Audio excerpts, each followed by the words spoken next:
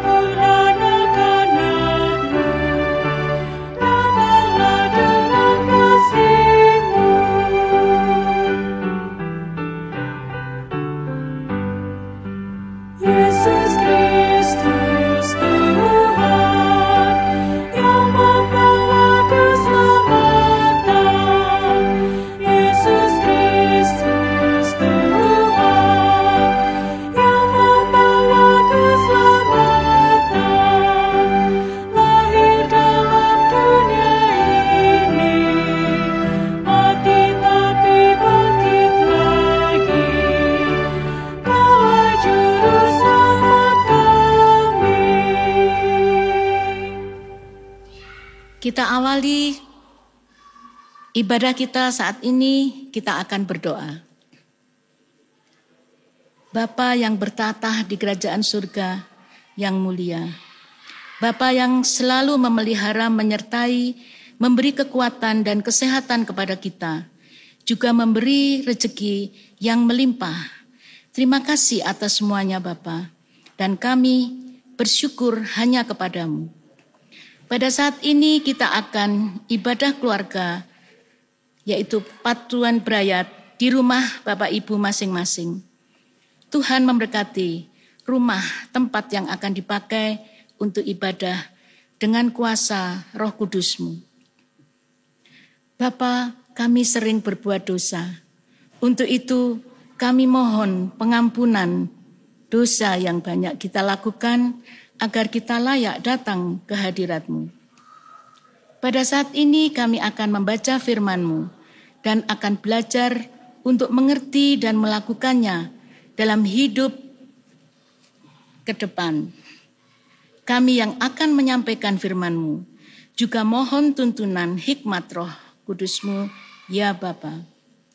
Dari awal pertengahan hingga akhir ibadah, kami menyerahkan dalam penyertaan Tuhan. Berfirmanlah Tuhan, kami siap untuk mendengarkan. Dalam nama Tuhan Yesus Kristus, kami telah berdoa dan mengucapkan syukur. Amin. Di ibadah saat ini, bacaan firman akan kita ambil dari Matius 24 ayat 3 sampai 14. Matius 24 ayat 3 sampai 14 yang demikian bunyinya. Permulaan penderitaan. Ketika Yesus duduk di atas Bukit Zaitun, datanglah murid-muridnya kepadanya untuk bercakap-cakap sendirian dengan dia. Kata mereka, "Katakanlah kepada kami, bila manakah itu akan terjadi, dan apakah tanda kedatangan-Mu dan tanda kesudahan dunia?" Jawab Yesus kepada mereka, "Waspadalah supaya jangan ada orang yang menyesatkan kamu. Sebab banyak orang akan datang dengan memakai namaku dan berkata, 'Akulah Mesias,' dan mereka akan menyesatkan banyak orang. Kamu akan mendengar deru perang atau kabar-kabar tentang perang. Namun, berawas-awaslah, jangan kamu gelisah, sebab semuanya itu harus terjadi, tetapi itu belum kesudahannya. Sebab bangsa akan bangkit melawan bangsa, dan kerajaan melawan kerajaan. Akan ada kelaparan dan gempa bumi di berbagai tempat. Akan tetapi semuanya itu barulah permulaan penderitaan menjelang zaman baru. Pada waktu itu kamu akan diserahkan supaya disiksa, dan kamu akan dibunuh, dan akan dibenci semua bangsa oleh karena namaku. Dan banyak orang akan murtad, dan mereka akan saling menyerahkan dan saling membenci. Banyak nabi palsu akan muncul dan menyesatkan banyak orang. Dan karena makin bertambahnya kedurhakaan, maka kasih kebanyakan orang akan menjadi dingin. Tetapi orang yang bertahan sampai pada kesudahannya akan selamat. Dan Injil kerajaan ini akan diberitakan di seluruh dunia, menjadi kesaksian bagi semua bangsa. Sesudah itu barulah tiba kesudahannya. Berbahagialah kita yang membaca, mendengar, merenungkan, bahkan yang melakukan firman Tuhan dalam hidupnya. Renungan saya hari ini, saya beri judul Setia Mengikut Yesus. Bapak, Ibu, dan saudara-saudara yang dikasihi Tuhan, saat ini kita mulai memasuki awal minggu-minggu Prapaskah, dan kita perlu mempersiapkan hati untuk menyambutnya. Mari kita menyimak rangkaian kehidupan dan pelayanan Yesus Kristus saat masih di dunia.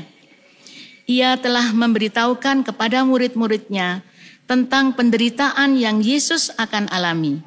Seperti tertulis pada Matius ayat 16 ayat 21. Sejak waktu itu Yesus mulai menyatakan kepada murid-muridnya bahwa ia harus pergi ke Yerusalem dan menanggung banyak penderitaan, dan pihak tua-tua, imam-imam besar, dan ahli-ahli Taurat lalu dibunuh dan dibangkitkan pada hari ketiga. Jadi jelas bahwa Yesus akan mati, dan pada hari yang ketiga dia akan bangkit kembali. Tentang peristiwa kematiannya dan tentang kebangkitannya dari kematian, selalu kita peringati.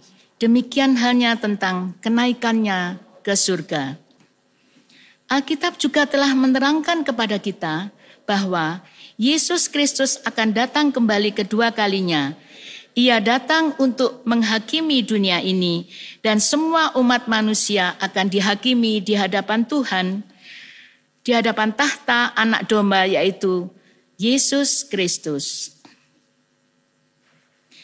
Di dalam bacaan kita hari ini, kita melihat pertanyaan murid-murid seperti yang tertulis pada Markus 13 ayat 3 dan 4. Kita baca ayat 3, ketika Yesus duduk di atas Bukit Zaitun, berhadapan dengan Bait Allah, Petrus, Yakobus, Yohanes, dan Andreas bertanya sendirian kepadanya. Ayat 4, katakanlah kepada kami, bila manakah itu akan terjadi, dan apakah tandanya kalau semuanya itu akan sampai kepada kesudahannya? Tentang apa tanda-tanda kedatangan Yesus yang kedua kalinya? Lalu Yesus menjawab kepada mereka. Tanda yang pertama, ada muncul penyesat. Kita baca dari ayat 4 dan 5. Bacaan kita hari ini, di sini Yesus mengingatkan murid-muridnya dan kita agar kita waspada, agar jangan ada orang yang menyesatkan kita. Memang akhir-akhir ini sangat banyak muncul penyesat atau nabi palsu, mengajarkan ajaran-ajaran di luar pengajaran Kristus. Kita bisa saksikan semua itu, baik melalui media maupun melihat langsung. Di sini kita harus kuat, karena itu marilah kita selalu mendekat kepada Tuhan, agar kita tidak disesatkan dengan pengajaran sesat itu, dari penyesat dan nabi palsu. Tanda yang kedua, terjadi penderitaan di dunia ini dan ada perang, kelaparan, dan gempa bumi. Kita baca pada ayat 6 sampai 8 bacaan kita hari ini. Kabar tentang perang kita telah mendengar sejak dahulu hingga saat ini, di mana bangsa melawan bangsa, suku melawan suku, yang menimbulkan banyak kematian dan penderitaan. Kita menyadari dampak dari peperangan tersebut, tentu terjadi kehancuran, baik pembangunan maupun ekonomi, sehingga kelaparan dapat terjadi. Selain itu, peristiwa gempa bumi terjadi di mana-mana sampai saat ini dan dampaknya, selain membawa kematian, juga kesengsaraan, bahkan kelaparan. Semua peristiwa tersebut sudah terjadi dan Yesus Kristus akan mengingatkan kita agar jangan gelisah, jangan khawatir atas peristiwa-peristiwa itu, melainkan bersikaplah bijaksana dan tetap fokus berserah, melindung kepada Tuhan, maka Ia akan memberi pertolongan kepada kita. Tanda yang ketiga, ada banyak orang Kristen yang disiksa dan menderita karena nama Yesus. Ini tertera pada ayat 9 sampai 13. Tanda itu sudah kita lihat, ada saudara dan teman berubah menjadi lawan. Mereka menjauh, membenci kita. Bahkan mungkin ada yang menyiksa kita atau menyiksa saudara seiman kita.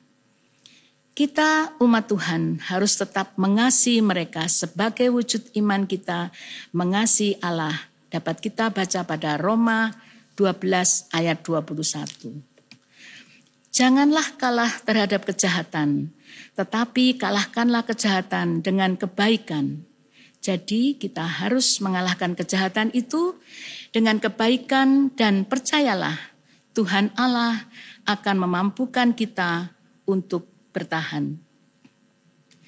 Dengan tanda-tanda yang disampaikan Yesus, maka kita umat percaya jangan larut di dalam kekhawatiran.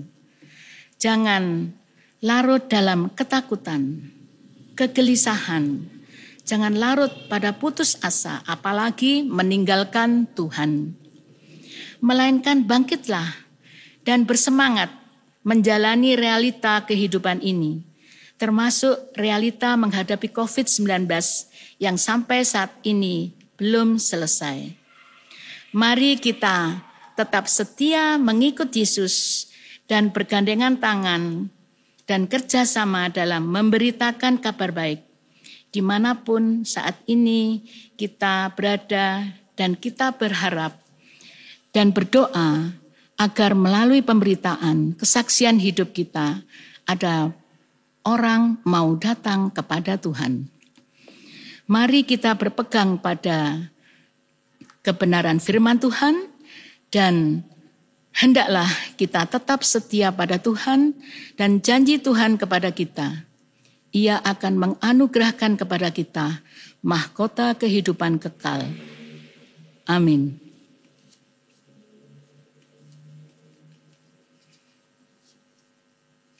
Bapak, Ibu, Saudara yang dikasihi Tuhan, mari kita mempersembahkan persembahan kita, yaitu sebagian dari berkat-berkat yang telah Tuhan berikan kepada kita.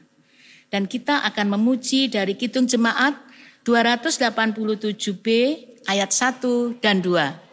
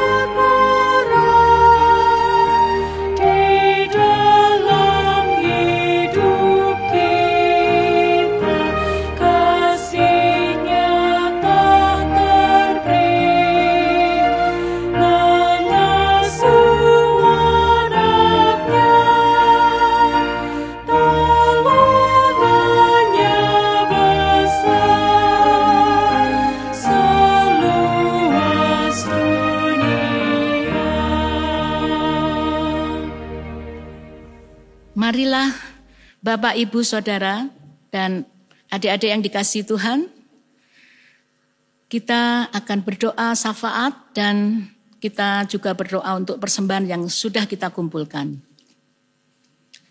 Kembali kami datang kepadamu ya Bapa. Engkau telah berfirman, semoga firman-Mu itu tidak kembali kepadamu, tetapi dapat kami hayati, renungkan bahwa bahkan menjadi kekuatan dalam kami menjalani hidup ini. Saat ini kami akan menaikkan doa syafaat kami. Kami berdoa untuk saudara-saudara kami yang sakit, baik yang di rumah maupun di rumah sakit, yang sedang lemah tubuh. Kami mohon kepada Bapa untuk tidak meninggalkannya. Engkau akan memberikan kesembuhan dan kekuatan. Bagi saudara-saudara kami yang sakit karena COVID-19 yang sempat saat ini masih melanda dunia, bahkan di negara kami, juga di kota yang kami tinggal.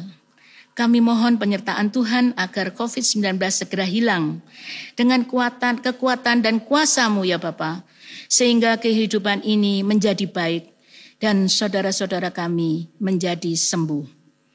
Kami berdoa untuk anak-anak yang dalam studi, Tuhan memberkati dan Engkau memberikan roh kepandaian. Untuk adik-adik kami atau anak-anak yang sedang mencari pekerjaan, juga mencari jodoh, Tuhan akan memberikan pekerjaan yang baik dan jodoh pilihan Tuhan. Kami berdoa untuk gereja kami, Tuhan memberkati Bapak Pendeta, penatua, diaken, dan semua yang terlibat di dalam pelayanan. Tuhan memberkati program gereja dan kegiatan pelayanan dan tugas yang harus dijalankan oleh semua pihak agar gereja tetap hidup dan berjalan sesuai dengan kehendak Bapa. Kami berdoa untuk bangsa dan negara. Kepada Bapak Presiden beserta menteri-menterinya, Engkau sertai dalam tugasnya dengan baik, agar rakyatnya dapat hidup dalam damai sejahtera karena penyertaan Tuhan. Kami telah mengumpulkan persembahan.